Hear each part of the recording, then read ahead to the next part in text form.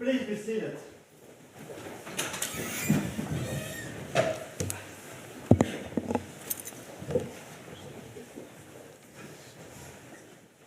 Dear Darian, dear family members, dear colleagues, and dear friends of Darian, my name is Christina Neuhold, and I'm the Dean of the Faculty of Arts and Social Sciences, the faculty where Darian's chair is based. It is my great pleasure to introduce this inaugural lecture by Professor Darian Meacham, Institution, Work and Technology. It is, of course, as usual, when it comes to this, not an easy task to introduce Darian. He quietly does so much in this university, pops up in many places, wears different hats, not only the funny one that he wears today. So I will try to do like Darian does, by distilling very complex issues into 3 key observations. The first point is, Darian brings things together. He's someone that is able to link issues that, when you look at them at first glance, have little to do with each other in a very ingenious way. As you will hear today, he's able to bring domains of practical concerns, for example, automation in the workplace, together with complex issues of philosophy. He's able to unpack these issues and go beyond the confines of disciplines and institutions. This is so as he departs from the assumption that philosophers cannot have these conversations by themselves. And Darian likes to talk, and he likes to have conversations with everyone. Along with ideas, Darian brings people together. It does then not come as a surprise that he works together very closely with colleagues from around the university and beyond. For example, the Brightlands Institute for Smart Society in Heerlen. And some of the people from Heerlen are here today. In Heerlen, he is the principal investigator for ethics and responsible innovation. In Heerlen, he has also come to the conclusion that the idea that data, when stewarded properly, can be put to great societal benefit. And he has also found that the university can be a driver for positive social change and can, as such, contribute to the building of resilient cities and regions. This passion for conversation and ideas, coupled with an optimism for what a university can do, has helped Darian to become something of a household name, if you can call it that, at our Faculty of Science and Engineering. This expertise Darian brings is, as such, also recognized within the academic community and beyond. He is editor-in-chief of the Journal of the British Society for, and that is a tricky one, phenomenology. He works on many prestigious interdisciplinary projects at the national and European level. For instance, the Circular City Challenge, the Strong AI project, the ELSA Poverty Lab, and a very nice name, the Genius Lab. This brings me to my second point. His interest for institutions and the way they work is then not restricted to think about these issues in an abstract way. Just think about how Darian engages with and within our university. He's very interested in how universities work and how they impact on the health and livelihood of people. So it's not a surprise that he's also often asked by the executive board to sit on working groups on very different issues, such as the digital strategy of the university and the integration with the hospital. And there he's always trying to bring in a philosophical perspective. I'm also very happy and grateful that Darian is the head of our philosophy department, because he really cares about people, as all our heads of department do. And this is what drives him when trying to shape the university. His interest in people is also reflected in his publications, which often focus on questions of responsibility, solidarity, and also the role of the philosopher in society. He's then also apt to communicate these issues beyond the university. He has taught in all our bachelor programs and several master programs, and also at the university college. He speaks to many different audiences. He navigates the culture wars through a podcast he makes together with our director Constanze Sommerei, Woke as Science. Several of their guests have traveled here today to be with us in the audience, and we're hoping for more episodes soon. Talking about people, let me close by saying a few words about the man himself, about Darian himself. He always was and still is interested what lies beyond, or as he puts it himself, he's restless and curious. He was born and raised in Boston, USA. He then studied philosophy at McGill University in Montreal and then at the University of Leuven, where he received his doctorate, also summa cum laude, on a PhD thesis, again with a tricky word, on political phenomenology. And his PhD supervisor is also here today, which is very nice, of course. He has worked for 7 years in the UK before he came to Maastricht in 2016. We're very happy, Darian, that you came to Maastricht, and now the floor is yours.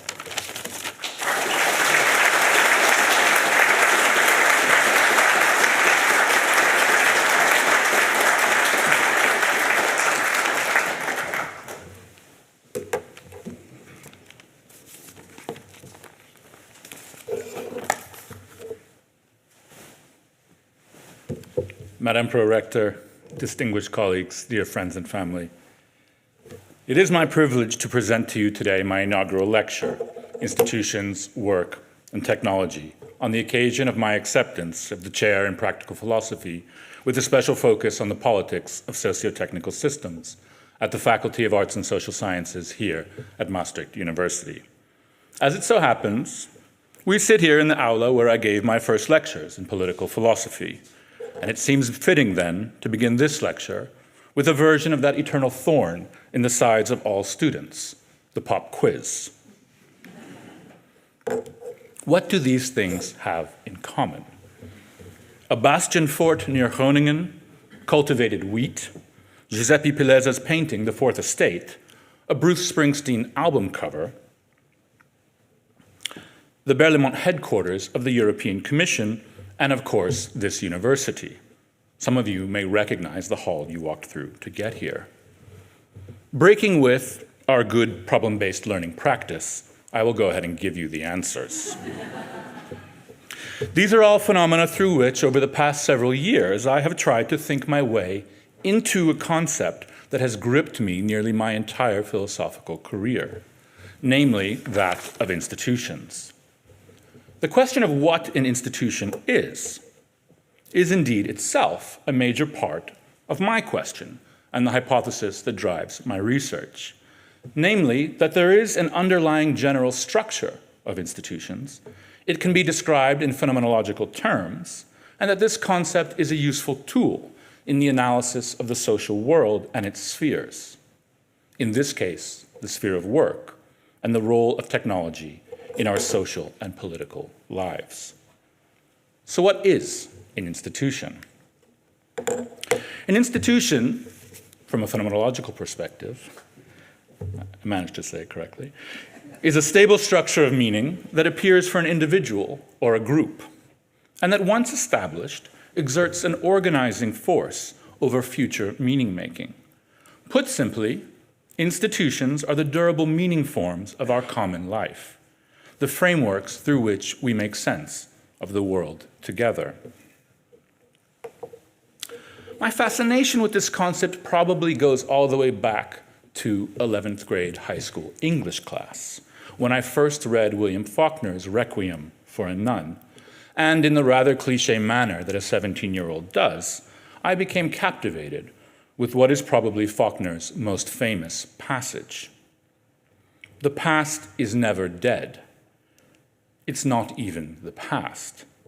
All of us labor in webs spun long before we were born, webs of heredity and environment, of desire and consequence, of history and eternity. The need to understand this labor, as Faulkner puts it, of construction, transformation, and destruction of these webs has been a constant in my intellectual trajectory. What Faulkner does so deftly is to interlace the dramatic dialogue in the novel with descriptions of the institutions that mediate his character's experience, for example, the court or the state house. And in doing so, he shows the reader how the experiences of his characters are woven together with the meaning and history of the institutions through which their lives pass. In this way, the situations described in Faulkner's Requiem lend themselves to phenomenological analysis. Phenomenological philosophy studies how meaning appears, not as representation in the mind, but as lived through embodied perceptual experience, practical engagement, and being with others in the world.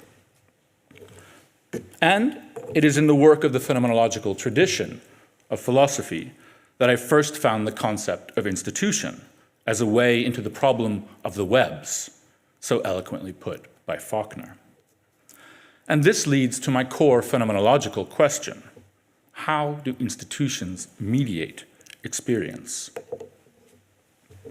I will first try to develop here the concept of institution which guides my philosophical thinking, and then I will try to bring it into dialogue with two very closely related areas: work and technology. But there is something more. In the abstract sense, work is always tied to institutions, their formation, their maintenance, and their transformation. Technologies, essential to the modern conception of work, work in the modern sense gains its meaning from a specific technological milieu, can be understood in this sense always as material institutions. And so it is this triangle of deeply interwoven ideas, institution, work, and technology, that informs and sets the research program for this chair and its main field of investigation: the politics of socio-technical systems. The term socio-technical system describes a situation where social relations, human practices, organizational structures, cultural meanings, and technical elements, artifacts, infrastructures, processes, are mutually constitutive. Neither has meaning outside of their relation to the other. So to talk about the politics of socio-technical systems is almost redundant. They are always political. Let's look again at our quiz photos, and hopefully you'll start to get a clearer idea of how I'm using this rather polymorphous concept of institution. If we zoom out slightly, we can get something like an inventory of what I think we can call institutional types. We have seen how cultural artifacts, the novel or the painting, establish a durable reference point in the life of an individual or a community. This reference point can be returned to again and again as an organizing element of perception, cognition, communication, and action. But, and here I'm building on the insights of the French philosopher Maurice Merleau-Ponty, probably the most important influence in my own philosophical thinking. Institutions are not just settled patterns, but ongoing achievements. They require continuous reanimation, even as they sediment into durable forms. The painting returns to us not as a dead object, but as a living interrogation. Faulkner's novel doesn't simply encode fixed meanings. Each reading, each return, reactivates and potentially transforms its institutional force. This is the paradox of institutions.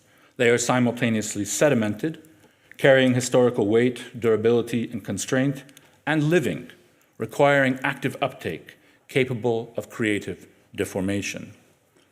These two cultural artifacts that I discuss were not chosen at random. Faulkner's Requiem and Peliza's painting, The Fourth Estate, both themselves deal directly with the question of institutions. Peliza depicts the forming of a collectivity, the workers' movement, or in this case, the labor movement, labor union. And Faulkner's story is mediated through descriptions of civic and political institutions. Institutions are special in this way because they mediate the processes of cognition, communication, and action, or in a word, experiences that take place in and around them. We behave differently in the courthouse or in the university, or in the presence of our fellows with whom we join in a social movement. And while to some extent, these institutional objects rely on us to keep them alive by reaffirming their existence and power through communicative action, we also experience them as pre-existing us and as having a form of stability that allows them to outlast us, and also to appear to us as having this mediating power independent of ourselves. They are forceful objects, objects with powers. We find ourselves always already within their webs of structured meanings, following or trying to resist trajectories of sense-making that are not of our own making. The role of technologies as a type of material institution here is key, hence the inclusion of two, albeit very old, technologies: the architectural innovation of the bastion or star fort, and thousands of years prior, the cultivation of wheat. Not only is there meaning for a community of makers and users constituted in a thick web of institutions, but the institution of a technology as a social form can itself open a horizon of potential future developments through the process that Max Weber, drawing on Goethe, so poignantly called elective affinity, referring to how different social phenomena or institutions can fit together without causing one another, instead entering into relations of reciprocal attraction and influence, mutual selection, active congruence, and mutual reinforcement. For example, how, as described by the political anthropologist James C. Scott, a constellation of technologies, grain cultivation, writing, and wall building, could co-constitute horizons of potential new institutions, where something like the political form that we now call the state could emerge, not by necessity, but by affinity.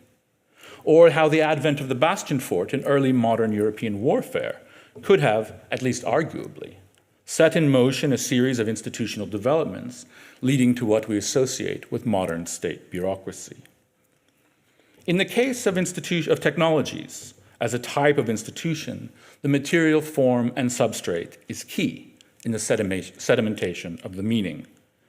This provides an illustration of something that I find so important in this notion of institution. They are the intertwining of the ideal and the material world. The European Commission gives us yet another type of institutional example, a directly political one, an institution intentionally established to reshape other institutions through legal and normative authority. But this institutional force, buttressed by inertia and path dependency, also depends on more delicate factors: citizens' adherence to the idea of Europe, and trust as a special relation between institutions and those who labor in their webs. We'll come back to Bruce in a moment. Hopefully these examples give some indication of how I'm using this concept.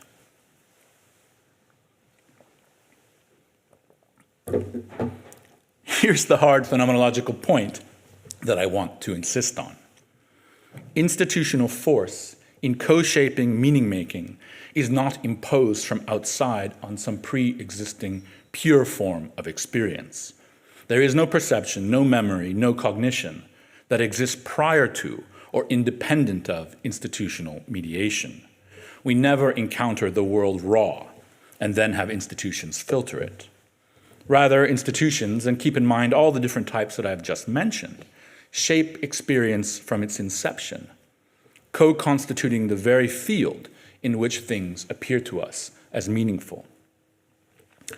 In shaping experience in this way, institutions co-constitute what we can, with a nod to Mary Douglas and Ludwig Fleck, call styles of experiencing. The style of experiencing sets the preconditions of cognition, and it determines what can be counted as, for example, a reasonable question and a true and false answer.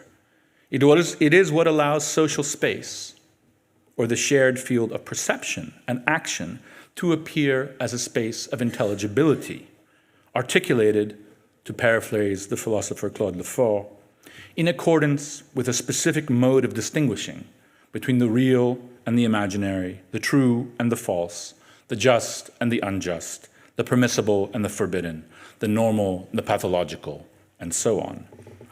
I use this expression styles of experiencing instead of Douglas's styles of thought to capture both the phenomenological, how things appear, and the sociological, the pattern dimensions of experience simultaneously. And I do not think that this is a form of institutional mysticism. Institutions do not emerge ex nihilo, but always out of a pre-existing web that has a historical depth that can be interrogated through various forms of rational reconstruction in terms of how meaning-making activities are shaped within it. This brings us back to Bruce Springsteen. This is the cover of his 1985 album, Born in the USA. It's also the first album that I think I bought myself with some money that I had probably earned by doing some small task around the house. Springsteen's work, I think, can best be described in terms of a funeral oration. He is describing the decline and loss of meaning-making powers of a specific set or field of institutions, namely those that we associate with the world of work in the post-war American industrial period. More than that, he is describing the impact of this loss of power, and I think power is the right word, on a particular form of subjectivity, namely the industrial worker. To put this in the terms I just used, we might say that what is charted in these songs is the loss of the organizing power of a specific style of experiencing and the institutional milieu that accompanies it. Springsteen is describing the existential sense of loss that occurs when the institutional web in which a style of experience is formed and maintained starts to disintegrate. This loss is experienced as disempowerment and alienation, but also, and this is crucial, as a kind of cognitive and expressive frustration.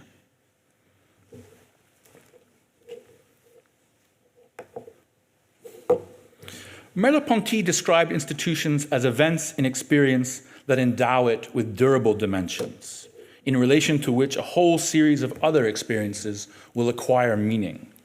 But in Springsteen, we encounter something like the opposite phenomenon. Not an opening, but a foreclosure of the durability of experience, as a style of experience loses its institutional grounding, leaving the bearer of that style without orientation. Mary Douglas captured this trap perfectly in her How Institutions Think. She writes, "In a society where technology and the division of labor are established, people cannot move beyond the limits set by the stable technology and the patterns of work." Springsteen is indeed describing the transition pain of a life world undergoing institutional upheaval. I think that this experience can be characterized not only in terms of loss and disorientation, but also in terms of the closure and lived experience of what I call virtuality. So far, I've described institutions as organizing patterns, settled arrangements, established ways of doing things, materially grounded processes, technologies, and organizations. But this raises a puzzle. If institutions are so powerful, so structuring, how do they ever change? If we're always caught in institutional webs, where does transformation come from? And when these webs cease to function, what recourse is there? This is where I think what we need to talk about what I call the virtual dimension of institutions. Think about walking through this aula. You take one specific path, but the experience of moving through the room is also given as a system of potentialities. Other potential routes remain virtually present. And this virtuality is not an abstract possibility, but a dimension of the real that structures and gives meaning to the path actually taken. This structure works itself all the way up from bodily movement, I think, to institutional transformation. Just as my body holds other roots virtually present as I navigate the room, institutional uptake always holds other configurations of meaning as virtually real. The worker's frustration at a boring, de-skilling, or inefficient arrangement isn't just psychological. It's experiential access to the virtual. She perceives, however vaguely, that productive capacities could be organized differently. Entire institutional fields, the smartphone, the university, the factory system, carry these horizons of unactualized potentialities that press against current arrangements. It's precisely because the virtual is experientially accessible, not locked away in theory or abstract possibilities, that it becomes so politically potent. We draw our imaginative resources for transformation from this experiential dimension, from what we actually feel and sense as potential other pathways forward into the real. This matters politically, because the virtual becomes the site of political struggles. We do not just struggle over already established alternative possible institutional arrangements, this institution or that. Democratic politics is rather about the advent and maintenance of institutional assemblages that augment these virtual dimensions of experience. When workers or citizens feel that this could be different and sense the sparks of another possible trajectory of the actual shooting from the present, they are accessing the virtual. When that feeling closes off, democratic politics itself becomes impossible. And institutional arrangements can indeed open and close this field of the virtual to some degree. The political struggle for democracy is about maintaining the plurality of virtualities against their premature closure, against the insistence that there is no alternative. A legitimate objection arises here. If institutions structure all cognition, how is critique possible? Critical distance emerges from living across multiple institutional registers. The worker experiences contradictions between managerial rhetoric and lived reality, between promises of participation and algorithmic control. Critique happens in these experiential tensions. And crucially, the virtual isn't outside institutions, it's a dimension of institutional reality as experienced itself. This might become clearer, maybe, if I explain the visual of a hurricane. Imagine the stable eye of the storm is what we call the actual dimension of experience. It is the path taken, the expression made, the action done, the normative sense of a situation. Around this swirls the tempest of the virtual. Other currents, trajectories, unactualized lines of potentiality, very much a part of the real, felt and shaping the actual. This can be linked closely to work and technology. And now let me try to make this more concrete by turning to what I think is an important and perhaps the most important case, the world of work. Work is, I think, where institutional power becomes most palpable and where the virtual dimension becomes most politically urgent. Let's start with some very basic observations and a couple of definitions. Work is important, obviously, because we spend most of our lives within its institutional structures. When we wake, sleep, eat, where we live, how we dress, how we act for more or less 8 hours a day, when we start a family, our capacity to own property, where we stand politically, our status in society, our self-identity, and how we are recognized by others. The list goes on. Have all, in the late modern period, been deeply conditioned, if not outright determined, by the institutional structures that make up the world of work. We can add a more technical political economy definition of this from Andre Gorze's critique of economic reason. Work, he writes, is an activity in the public sphere. It is demanded, defined, and recognized as useful for other people, and consequently, as an activity, they will then pay for it. And it is by having paid work that we belong to the public sphere, acquire a social existence and a social identity. Maybe this is too limited a definition, and we need a wider, more inclusive, more philosophical one. The philosopher Hannah Arendt provides it. The work of our hands, she writes, as distinguished from the labor of our bodies, fabricates the sheer, unending variety of things whose sum total constitutes the human artifice. Notice how these definitions pull in different directions. Gores emphasizes how work integrates us into the social. Arendt emphasizes work's creative, world-building dimension. The tension is productive. Work is simultaneously constraint and creativity.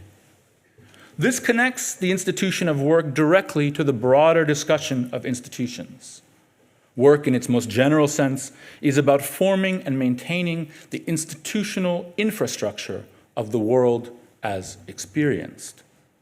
And, as we saw with institutions, this involves both sedimentation and renewal. But this activity has been largely circumscribed by the enlarged economic sphere created in the first definition, cutting it off from what we might call other sources of virtuality. Thus, the world of work, in the narrow sense of a specifically modern type of economic activity, becomes the main sphere of work in the much broader sense of developing and maintaining the institutional infrastructure of experience more broadly. The world of work qua employment is nonetheless made up of the kind of institutions I described in the beginning of this talk: processes, organizations, cultural norms, laws, and of course, technologies. These emerge out of an existing institutional field, but they nonetheless have to be imagined, designed, built, implemented, maintained, improved, and perhaps eventually replaced. This last point is important to emphasize. Institutions are not just ideas, but are transformed into social and material facts that shape our day-to-day world and our capacities as we navigate that world. The institution is the idea become real in values, processes, norms, practices, but also the material settings that condition and shape our cognitive, motile, and social capacities.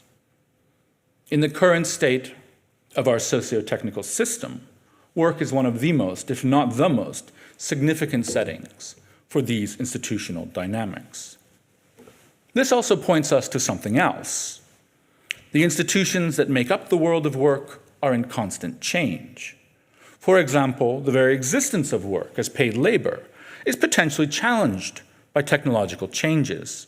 Yet for many, the institution of work retains its meaning. Most workers don't seem willing to give up the solidified meaning that this term has acquired to chase some unactualized possibilities. Institutions can acquire a great deal of stability and inertia, even when the world around them is changing dramatically. This reinforces the point that if the world of work is such an outsized dimension of social life, those institutions which shape it merit special consideration. Add to this another crucial point. The social objects, the institutions which have emerged out of the world of work, and I'm thinking here of labor unions, anarcho-syndicalist, and other related social movements, were for a period the most significant countervailing powers in the struggle for the greater self-determination of some, if certainly not all, people. These institutions of social change also tried to keep the world of work and the form of economic rationality that motivated it somewhat restricted and delineated. The world of work is today back on the philosophical agenda, and this return to the work in philosophy is closely linked to the prevailing sense that something has gone awry in its institutional dynamics. In the global north, the processes of deindustrialization and subsequent digitalization of the world of work have shaken the institutional structures, as well as the people who are shaped within them, but also in turn shape them. The critical task of philosophy, and certainly of this chair, is to try to map these changes, developing out of the institutional depth of the philosophical tradition the conceptual resources to help steward them in a normative fashion. It is important to recall that institutions are nested structures. I have used the term to describe phenomena at vastly different scales. The world of work, the state, but also individual processes, the singular technology, the organization, the cultural artifact. To understand how institutions co-shape meaning-making activities, the phenomenology of institution must address the interactions between institutions and also interactions between the different, so to speak, levels within institutions. It's in this way that a phenomenology of institution can reorient the return to work occurring in social and political philosophy. Let me map this landscape of this contemporary return to work, which I see as polarized between two positions, before indicating a third path that I want to follow. On the one hand, structural critiques increasingly focus on precarization, platform gig labor, algorithmic management, I have trouble with that word, and AI integration in labor processes. These critiques see the challenges, meaningless work, de-skilling, extractivism, ecological destruction, as endemic to late capitalism's institutional structure. This includes an ideological critique that weds us to notions of work as intrinsically valuable rather than constraining. Another approach, more reconstructive, is exemplified in the recent work by Axel Honneth. This work recognizes work's importance, not just for material sustenance, but also for producing social roles through which we attribute value. It contains a positive phenomenology of certain forms of work, namely those that Springsteen eulogizes. Many workers genuinely seek meaning and recognition in labor, and this isn't pure false consciousness. Workers' democracies and cooperatives have demonstratively improved workers' experiences in Western Europe, and some work indeed offers real creative fulfillment. This position maintains an immanent critique, identifying contradictions within capitalism's promises, while calling for the transformation largely within existing institutional structures, rather than its overthrow or a recasting of the institutions of work altogether.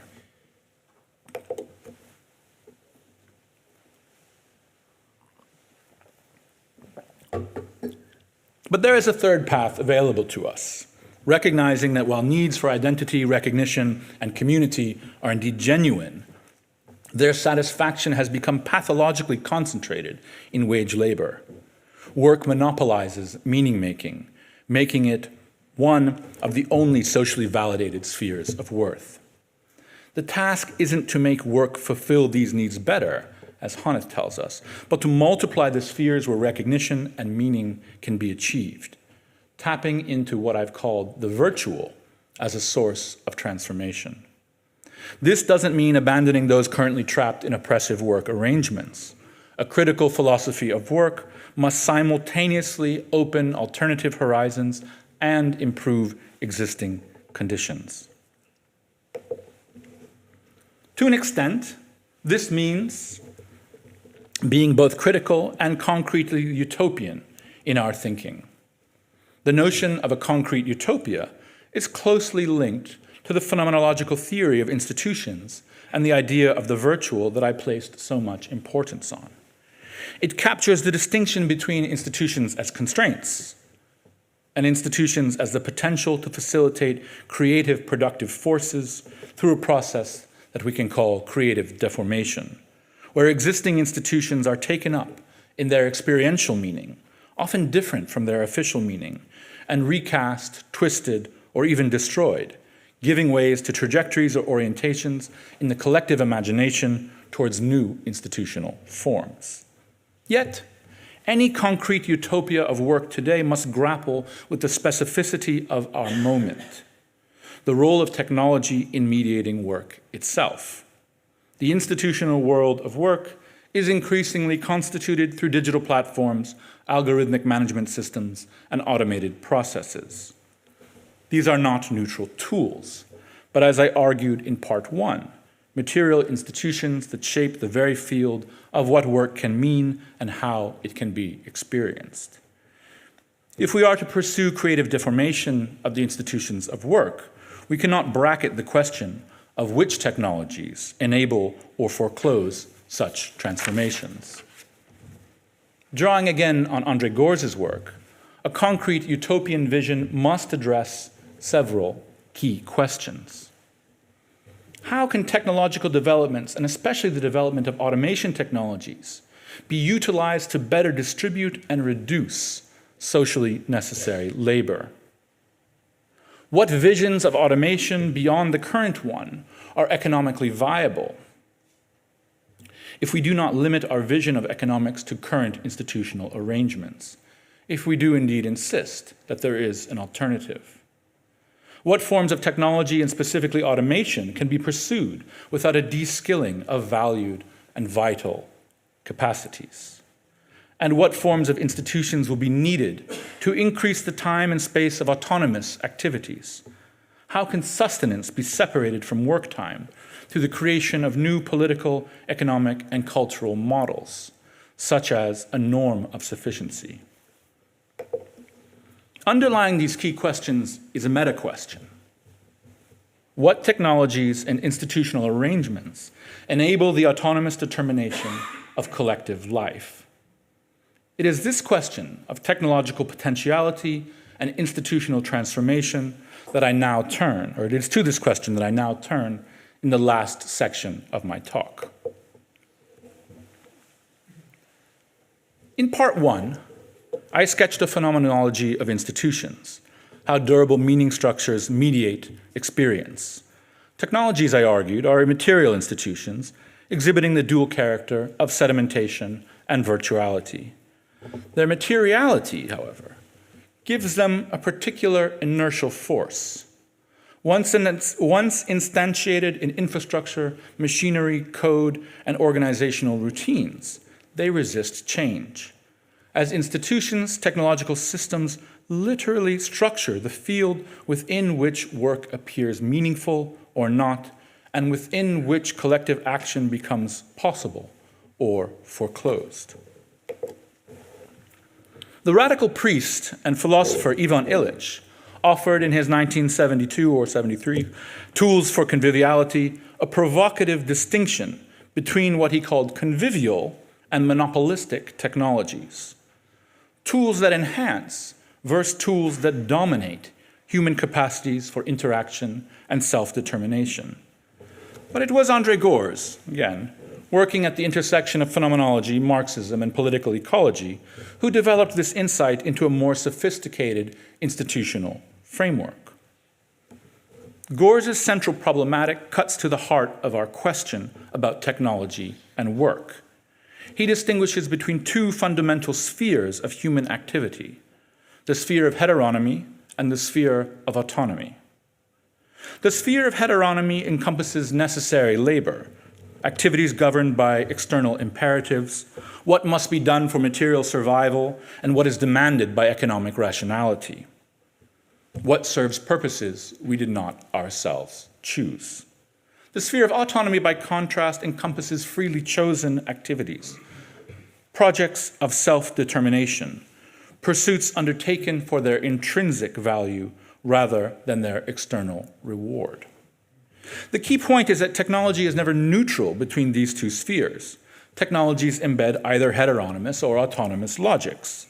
They extend either the rationality of external control and instrumental efficiency, or they enable self-organization and collective self-determination. A factory automation system designed to maximize throughput and minimize labor costs tends to extend heteronomous logic. An open source coordination tool developed by and for a workers' cooperative should ideally enable autonomous logic. This maps directly onto the phenomenological framework I developed in part 1. Technological institutional forms either foreclose or expand the virtual dimension. Heteronomous technologies sediment into rigid controlling forms that close down the virtual dimension of institutions. Autonomous technologies maintain openness to creative deformation, preserving this virtual dimension. The same technical capacities can be organized either way. Automation can mean surveillance or liberation. It is the institutional arrangements that shape this. This question brings us back to work and the meta question that concluded part 2. What technologies and institutional arrangements enable the autonomous determination of collective life, and which ones operationalize what it means to keep the virtual dimension of socio-technological institutions open?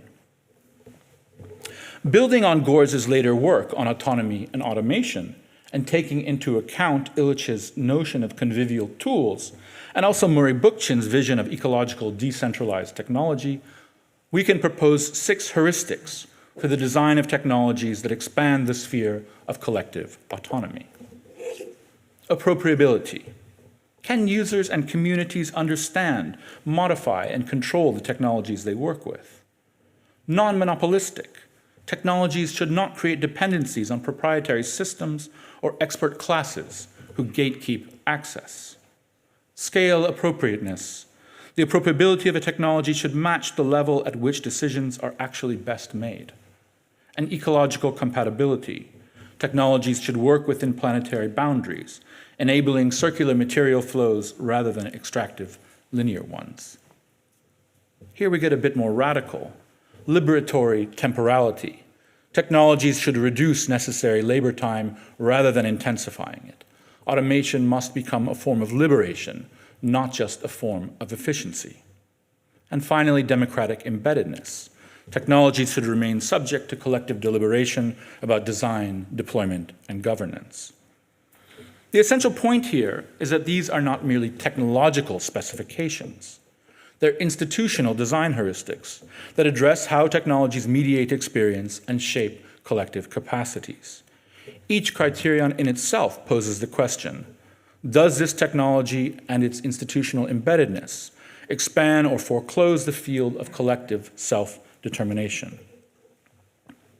But can these criteria or heuristics apply to the world of work, where ends are particularly determined heteronomously by capital, by markets, by imperatives outside of workers' control? Gorez offers 2 responses here. First, even when ends are externally imposed, autonomy over means, processes, and working conditions matters. Technologies that maximize worker control over how work is done have real consequences for dignity and collective capacity, even when what is produced remains externally determined. Second, and more radically, autonomous technologies can enable expansion of the sphere of autonomy relative to heteronomy. By reducing socially necessary labor time through liberatory automation, by enabling new forms of worker organization, by shifting power relations between labor and capital, they don't just improve conditions within heteronomous work, they expand the spaces for freely chosen, self-organized activity outside of it. This is not reforming work to make it meaningful, nor abandoning it as a sphere of value, but technologically enabling the expansion of autonomous spheres while improving the conditions of heteronomous ones. This framework, when understood phenomenologically, illuminates something fundamental about the politics of socio-technical systems. Heteronomous and autonomous technologies constitute fundamentally different institutional mediations of experience. Consider algorithmic management. The algorithm excessively sediments meaning, fixing in advance what work will look like, what it is, how it should be done, what success looks like. Workers experience this as the constriction of the very field of meaningful possibility, the foreclosure of the virtual. By contrast, consider platform cooperatives. These use the same digital coordination technologies as Amazon or Uber, but under collective ownership and democratic governance. Workers retain control over algorithms, fee structures, platform development. The tools remain appropriable, transparent, modifiable. Crucially, they keep open the question, what could this platform mean for us? How should we organize our work collectively? These questions remain live, part of the experiential horizon, available for collective interrogation, and creative deformation. This is the virtual dimension kept open. Not abstract possibility, but lived institutional openness. The sense and the experience of the actual that things could be otherwise, that we retain collective capacity to reshape the meaning structures within which we work and live together. And this is what I mean by concrete utopia in the technological realm. Technologies that enable experimentation with alternative institutional forms. There are, of course, a plethora of existing examples. Platform cooperatives attempting to creatively deform the institutional structure of digital platforms, hacker spaces and maker spaces developing tools under commons-based principles, and community energy systems organized through democratic governance are all examples. But these institutional forms face overwhelming structural pressures from those institutions of governance whose role it is to set the rules of the game. Established heteronymous institutions benefit from capital concentration, network effects, and political support. This is why the question is ultimately political, not merely technical or ethical. Keeping the virtual open in our socio-technical institutions requires not just good design principles, but political struggle over ownership, governance, and the institutional arrangements that shape technological development itself. What makes this urgent is that contemporary technological development in work is overwhelmingly heteronymous. Algorithmic management systems intensify control. AI platforms de-skill workers while concentrating expertise and wealth. Digital platforms monopolize coordination capacities, and automation risks displacing labor while enriching capital. These aren't neutral technological developments. They represent specific institutional choices about how to organize collective life, and they are actively foreclosing the virtual, the field of what work could mean, how it could be organized, who could control it. This field is narrowing. Can we develop and deploy technologies differently? Can we institutionalize processes of technological development that preserve autonomy, expand the virtual, and enable creative deformation?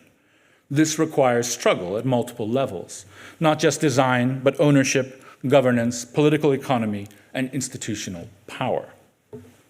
So we return to where we began: institutions, work, and technology. These are not three separate domains, but a single integrated problematic. Institutions are durable meaning structures that mediate experience, containing both sedimented forms and virtual potentialities. Work is the primary institutional sphere where meaning, recognition, necessity, and collective life intersect, currently dominated by heteronymous forms, but containing potential for autonomous organization. Technologies are material institutions that can either help foreclose or expand collective possibilities for self-determination, depending on their institutional embedding. The politics of socio-technical systems are fundamentally about whether technological institutional development forecloses or expands the virtual, whether it sediments into rigid control or maintains openness to creative deformation. This isn't merely theoretical. It's the practical question of whether we can concretely, collectively shape the conditions of our shared life, and whether those conditions will be shaped for us by technologies and institutions that foreclose the very possibility of collective determination. It is the question that will orient the work of this chair. Autonomy, as I hope you have gleaned from this talk, is something that we achieve together. Science is a story of friendships. And I would, of course, not be standing here today were it not for the generous and gracious support of so many of you, all of you, really. Rudolf, after 25 years, it's been a long time, your mentorship has turned into a lifelong friendship, for which I am eternally grateful. My dear friends from the British Society for Phenomenology, UWE Bristol, Leuven, Bonn, Radboud, who have traveled here today. Niall, you somehow fit into all these categories. We've traveled a long way together from our PhDs, our children being born on the same exact day, and our journey continues. Keith, Andreas, Matthias, Tamar, and those who have come from even further, Nicholas, thank you for your unwavering support and friendship over these years. Francesco, we've been writing together for nearly 13 years, I realize. There you are, yeah. We'll get that article finished one day, I promise. Thank you for your unwavering support and your friendship. I came to Maastricht 8 years ago. I can still happily say that it is a truly convivial place to work. Charling, thank you for your trust and your quiet guidance from day one. However, were I not put into an office with Alexandra Super, Luana Russo, and Constance Zammery, I would probably still be trying to figure out the timetable. Who are we kidding? I still am trying to figure out the timetable. Okay, but you three showed me how things worked, and in the process became dear friends and fellow travelers in this adventure. I am extremely grateful. Constance, our podcast for me was a truly formative experience, expanding my horizons, and I dream of continuing. The philosophy department, I should reach for the tissues, just fantastic. Yeah. The group that's formed around the philosophy of technology and critical technology studies, Daryl, Kathleen, Danny, Massimiliano, Robert, Flora, I know you're not in the philosophy department, but together with our great PhD cohort and postdocs, the energy is just invigorating, and it's really a pleasure to be involved. Thank you.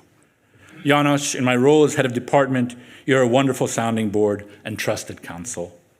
John, Peter, Tullio, Sophie, Ika, Ruud, Viba, René, Lena, Levin, Wonu, Simone, Nade, Emanuele, you are all just a fantastic group to work with, and I'm happy every day for that. Jacqueline, thank you for your patience and kindness. You are indeed the glue that binds our department together. Sophie, you called me on the beach in 2019, and you asked me if I wanted to join this biz thing. 6 years later, Judith, you have made the biz team a home away from home. Every day you show us the meaning of trust and support and care. I hope this is just the beginning of our work in Herlin, and I thank you and I thank the whole biz team for that.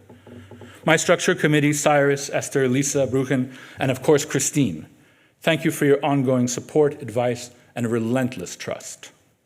Sally Wyatt, who isn't here, but who always has been there, thank you. To my wonderful friends and family who've traveled from near and far for this moment, thank you. My dear parents, Mom, David, Peter, thank you for a lifetime of love and guidance. Christine, you told me, take a step back, take a drink of water. I will follow your advice.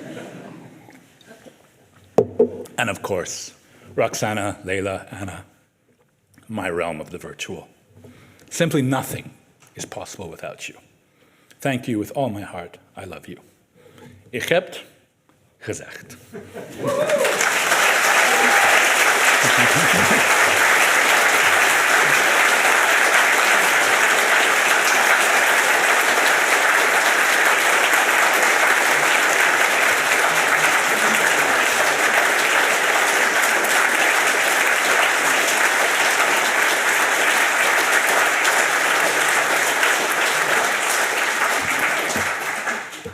Thank you. Thank you, Darian, for taking us on a journey to your high school, where you were first introduced to these very intriguing philosophical questions.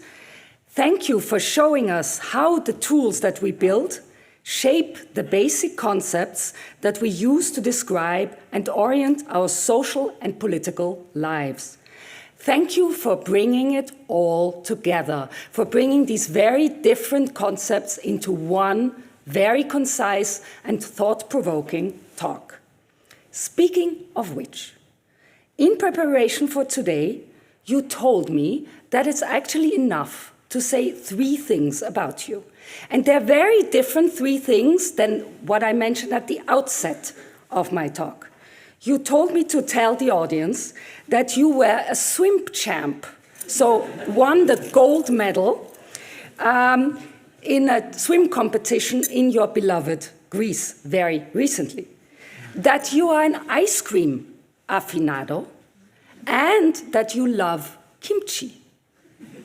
So I was thinking, and you like cooking, so I was thinking maybe you could create a new signature dish by combining ice cream with kimchi. And maybe it works if you put on top of it all some figs, which you buy at happy hour. I know a lot, eh? So, let me be serious again and congratulate you with your appointment as Professor of Practical Philosophy with a thematic focus on the politics of socio-technical systems at our faculty. Let us now congratulate and celebrate Darian. But before we do so, I have a housekeeping note, and it never works, but I'll try again. Please don't stand in the cold hallway to congratulate Darian. Walk into the Refter. Not only is it warmer, but also you get a drink directly. So let us now celebrate and congratulations once again.